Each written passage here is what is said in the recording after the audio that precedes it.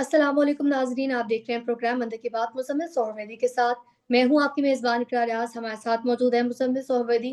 अस्सलाम वालेकुम sir, welcome to the show. क्या हाल है आपका? वालेकुम सलाम, बिल्कुल ठीक। आप सुनाएँ कैसी तबीयत है आपकी? मैं ठीक हूँ, अल्लाह पाक का शुक्र है। सर, सबसे पहले तो मैं आपसे आज जानना चाहूँगी सुप्रीम कोर्ट के तनाज़े से मुत्तल्लिक़। सर, ये क्या मामला है? शो कॉज़ नोटिस भी जारी हुआ है, ये कहाँ को हालात जा रहे हैं? देखिए, मंसूर अली शाह साहब ने एक केस फ़िक्स किया हुआ था, जिसमें वो ये तय करना चाहते थे कि जो आम बेंचेज़ हैं, वो भी आइनी मुकदमात सुन सकते हैं और आइन की तशरीह के मुकदमात आम बेंचेज़ भी सुन सकते हैं। इस लॉ पॉइंट पे उन्होंने एक केस फ़िक्स किया हुआ था और वो ये डिसाइड करना चाह रहे थे कि जो सुप्रीम कोर्ट के बाकी आम बेंचेज़ हैं, वो भी आइनी मुकदमात सुन सकते हैं। अगर वो ये डिसाइड कर लेते तो मुल्क में एक आईनी बहरान आ जाता। फिर वो एक तरफ 26वीं आईनी तरमीम होती, एक तरफ एक अदालत का फैसला होता और फिर अदलिया और पार्लिमान का टकराव हो जाता। मेरे ख्याल में चीफ जस्टिस ने इस टकराव को देखते हुए ये केस उनके बेंच से वापस ले लिया और इस केस को डीलिस्ट कर दिया।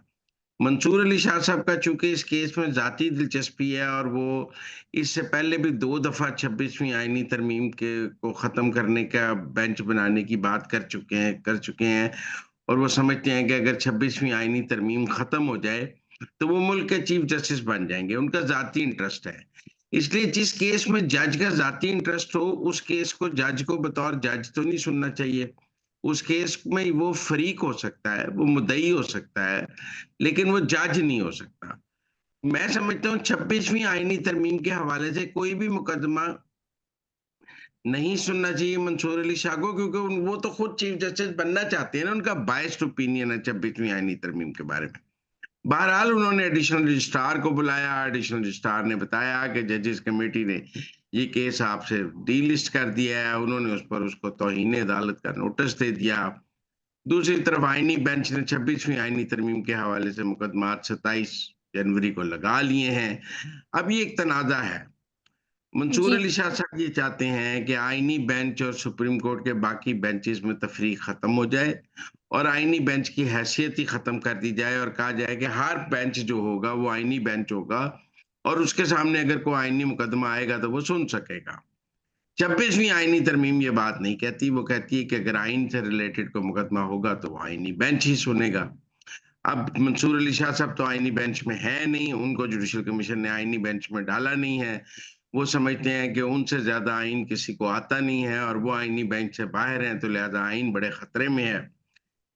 इसको भी 26वीं आईनी तरमीम मंज़ूर नहीं है। दरअसल उसको आईने पाकिस्तान मंज़ूर नहीं है क्योंकि 26वीं आईनी तरमीम तो अब आईने पाकिस्तान का हिस्सा है और आप ये तो नहीं कह सकते मुझे आइन मंज़ूर है पर उसके अंदर जो 26वीं तरमीम है वो मंज़ूर नहीं है। या आपको जी। आइन मंज़ूर है या आपको आइन मंज़ूर नहीं है और वो आइन का एक इंटीग्रल पार्ट है। बहरहाल मंसूर अली शाह साहब ने आज सुप्रीम कोर्ट में दोबारा एक इख्तलाफ और तफरीक पैदा करने की कोशिश की है। जस्टिस आयशा उनके साथ थीं। ऐसी कोशिश पहले भी हो चुकी है जब मंसूर अली शाह और मुनीब अख्तर ने मिलकर खुद ही जजेस कमेटी का इजलास करके तो फुल कोड बनाने का ऐलान कर दिया था कि 26वीं आईनी तरमीम पर फुल कोड बनाया जाए। तब भी याहिया अफरीदी साहब ने उन्हें समझाया था कि 26वीं आईनी तरमीम के बाद कोई फुल कोर्ट नहीं रहा, अब आईनी बेंच ही फुल कोर्ट है। लेकिन वो बज़िद थे तब भी कि जी फुल कोर्ट बुलाया जाए। अब भी वो बज़िद हैं कि अगर फुल कोर्ट ना हो तो उनका 3 रुकनी बेंच ही जो 26वीं आईनी तरमीम है उसको ख़त्म कर दे। बहरहाल ये जजेस की ये जो सियासी सहूलतकारी है एक सियासी जमात की या 26वीं आईनी तरमीम के खिलाफ। अगर फर्ज कर लें कुछ जजेस पाकिस्तान के वो 26वीं आईनी तरमीम के खिलाफ हैं और वो समझते हैं ये ठीक तरमीम नहीं है। तो क्या अब उन जजेस को जुडिशियल फैसले के ज़रिए 26वीं आईनी तरमीम खत्म करने का इख्तियार है? नहीं है। नहीं। आईनी तरमीम बनाने का इख्तियार, आईनी तरमीम हटाने का इख्तियार पार्लिमान के पास है। मैं तो ज़ाती तौर पे इस बात के भी सख्त खिलाफ हूँ कि जब पार्लिमान कोई आईनी तरमीम पास कर लेती है, तो जुडिशरी उसका जायज़ा लेना क्यों शुरू कर देती है? जब जुडिशरी उसका जायज़ा लेती है, तो जुडिशरी दरअसल अपनी हदूद से तजावुज़ करती है और वो पार्लिमान के ऊपर एक हेड मॉनिटर बनने की कोशिश करती है, जो कि आइन ने उसको ये किरदार अदा नहीं दिया। आइन ने कहा है कि जो कानून और आइन पार्लियामेंट बनाएगी, अदलिया उसके मुताबिक काम करेगी। अदलिया ना अपना कोई कानून बना सकती है, ना अपना कोई आइन बना सकती है। अदलिया ना आईनी तरमीम कर सकती है, ना कोई नया कानून बना सकती है। हमने देखा है माजी में कि पाकिस्तान की अदलिया ने री राइटिंग ऑफ द कॉन्स्टिट्यूशन भी किया है, और इनके मुंह को खून लग गया है कि ये समझते हैं कि ये अपने जुडिशियल फैसलों से आइन भी बना लेंगे और कानून भी बना लेंगे। हमने मुतअद्दिद जजों को जुडिशियल मिसकॉन्डक्ट का मर्तकब देखा है, लेकिन उनको कोई सजा नहीं दी जा सकती, जिसकी वजह से जजेस शुतर बेमुहार हो गए हैं और वो खुद को आइन से मुबर्रा कोई चीज समझने लग गए हैं। हालांकि जजेस को तो सबसे पहले आइन के ताबे होना चाहिए। अगर जजेस ही आइन खुद को आइन से मुबर्रा समझने लग जाएंगे तो फिर मुल्क में आइन की हुक्मरानी कैसे होगी? सबसे पहले तो जजेस को जी। खुद को आइन का पाबंद बनाना पड़ेगा, उसके बाद बात आगे चलेगी। सर और अब बात करेंगे ट्रंप को लेकर, तो सर जिसका इंतज़ार सबको था, वो इंतज़ार तो ख़त्म हो गया है। ट्रंप साहब की अलग-बर्दारी को लेकर, और अब आइंदा की हिकमत अमली क्या होगी अमेरिका की पाकिस्तान को लेकर, स्पेशली खान साहब को लेकर, जो मीडिया में भी कुछ लोगों की वाबस्ता हैं, तो इस मुतालिक आप क्या कहेंगे? देखिए, अभी तो ट्रंप की हलफ बर्दारी का मामला चल रहा है।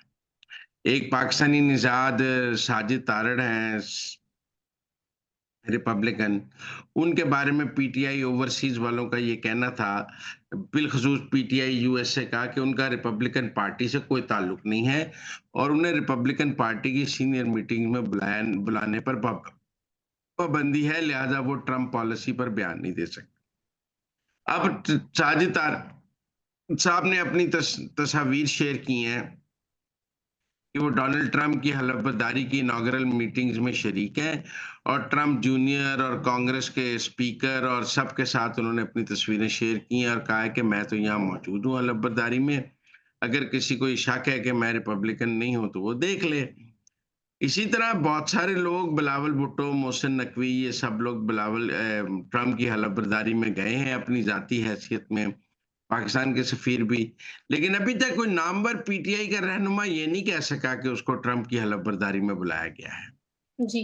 जितने भी ट्रंप के चमचे बने हुए थे और जो समझ रहे थे कि ट्रंप उनकी जेब में है और जो ट्रंप की तस्वीरें लगाकर मरे जा रहे थे, वो सारे ट्रंप की हलफबर्दारी पर कहाँ हैं? उनको क्यों नहीं ट्रंप की हलफबर्दारी पे बुलाया गया?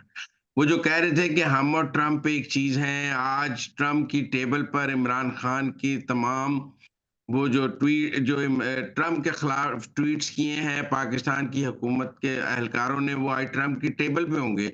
वो सारे लोग कहाँ हैं? वो मुझे समझ नहीं आ रही, हलफबर्दारी में, रिपब्लिकन्स के डिनर्स में, इनॉग्रल फेयर मीटिंग्स में, वो सब कहाँ हैं? कहीं भी नहीं है, वो कोई नज़र ही नहीं आ रही पीटीआई। और देखे ना जी, रिचर्ड गरनेल भी नज़र नहीं आ रहा कि वो अभी तक पीटीआई वालों के हक में कोई बयान ही नहीं दे पाया है। तो एक अजीब-सी सूरत-ए-हाल है, ऐसा लग रहा है कि ट्रंप की हलफबर्दारी से पीटीआई आउट हो गई है। वो कह रहे हैं हुसैन हक्कानी ने हमको आउट कर दिया, हुसैन हक्कानी कह रहा है कि मैं तो अमेरिका में ही नहीं हूँ, मेरे पे क्यों इल्ज़ाम लगा रहे हैं?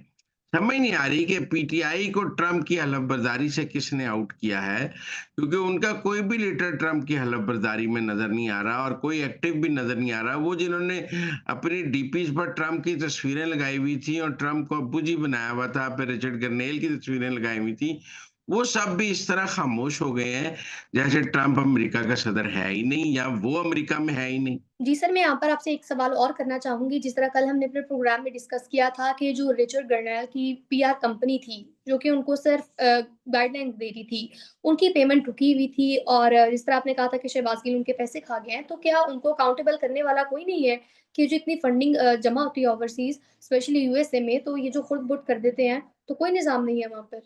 वो अमेरिका का मामला है, पाकिस्तान का तो उससे कोई ताल्लुक नहीं है ना। ये केस तो अमेरिका, पीटीआई यूएसए के और अमेरिका का है। पाकिस्तान का कानून तो वहाँ लागू नहीं होता, तो ये तो पाकिस्तान तो उसमें कुछ नहीं कर सकता। ये तो वहाँ पे ही पैसे इकट्ठे होते हैं और वहीं पे खर्च होते हैं। ये कोई पाकिस्तान के लिए तो इकट्ठे नहीं होते। ये पैसे दरअसल पाकिस्तान के खिलाफ इकट्ठे होते हैं, हुँ। पाकिस्तान के लिए इकट्ठे नहीं होते। सर आगे बढ़ेंगे और अब बात करेंगे आदिल बाज़ई मामले को लेकर, तो सर फैसला जारी कर दिया गया है मंसूर अली शाह साहब की जानिब से, तो इस मुतालिक आप क्या कहेंगे? देखिए, इस फैसले में उन्होंने फिर शहबाज शरीफ को फंसाने की कोशिश की है और सिविल मजिस्ट्रेट को हिदायत दी हैं कि वो जो है ना, शहबाज शरीफ के खिलाफ मुकदमा का जल्द अज जल्द फैसला करे।